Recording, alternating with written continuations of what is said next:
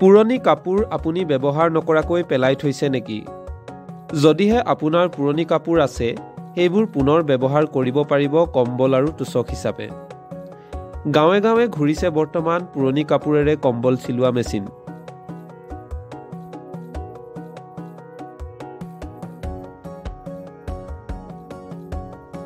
আধুনিক বিশ্বৰ এক গুৰুত্বপূৰ্ণ অংশ হিচাপে ভাৰতবৰ্ষ আগবাঢ়ি গৈছে। বিজ্ঞান প্ৰযুক্তিৰ জৰিয়তে ক্ষিপ্ৰ গতিৰে আগবাঢ়ি গৈছে আমাৰ দেশ। দৈনন্দিন জীৱনত ব্যৱহৃত সকলো সা-সৰঞ্জামতে প্ৰভাৱ পৰিছে অত্যাধুনিক বিজ্ঞান প্ৰযুক্তিৰ। কঠিনতকৈ কঠিন কাম কৰাৰো সম্ভৱ হৈ উঠিছে উন্নত প্ৰযুক্তিৰ ফলত।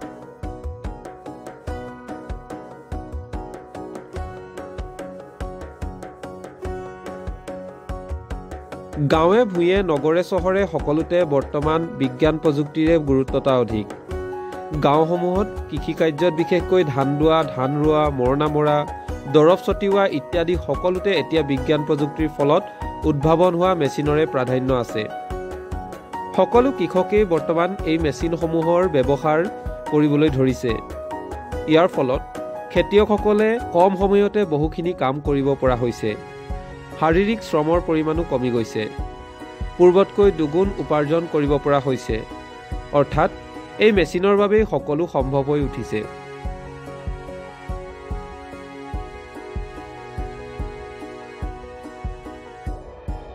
ঠিক সেইদৰে অসমৰ গাঁওসমূহত বৰ্তমান অন্য এটা মেচিনে প্ৰসাৰতা লাভ কৰা দেখিবলৈ পোৱা গৈছে।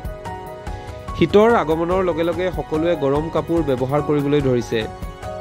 পুনৰ লেপ, কেঠা, কম্বলসমূহ ব্যৱহাৰ কৰিবলৈ ধৰিছে। বহুজনে নতুনকৈ লেপ, কেঠা, কম্বল চিলাই কৰিছে আৰু এই লেপ, কম্বল চিলোৱা মেচিন বৰ্তমান অসমৰ গাঁওসমূহত দেখিবলৈ পোৱা গৈছে। পূৰ্বতে নেদেখা কিছুমান বিশেষ মেচিনে স্থান পাইছে গাঁওসমূহত।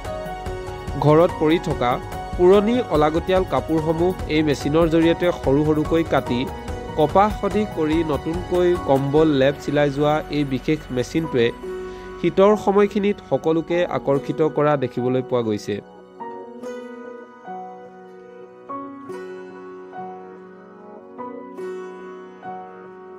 পূৰ্বতে কম্বল, লেপ, কেঠা ইত্যাদি চিলাবলৈ গোটেই দিনটোৰ প্ৰয়োজন হৈছিল। কিন্তু এই মেচিনটোৰ আগমনৰ লগে লগে 30 মিনিট অৰ্থাৎ আধা ঘণ্টাত এখন লেপ অথবা কম্বল নতুনকৈ নিৰ্মাণ কৰিব পৰা যায়। পঞ্জাৱৰ পৰা অসমলৈ লৈ অহা এই মেচিনটোৱে শিৱসাগৰ জিলাৰ বিভিন্ন প্ৰান্তত বিশেষ গুৰুত্বতা লাভ কৰিছে। গাঁৱৰ বেছিভাগ মানুহেই নিজৰ ঘৰৰ পুৰণি কাপোৰৰ পৰাই পুনৰ নতুন গৰম কাপোৰ নিৰ্মাণ কৰা দেখিবলৈ পোৱা গৈছে।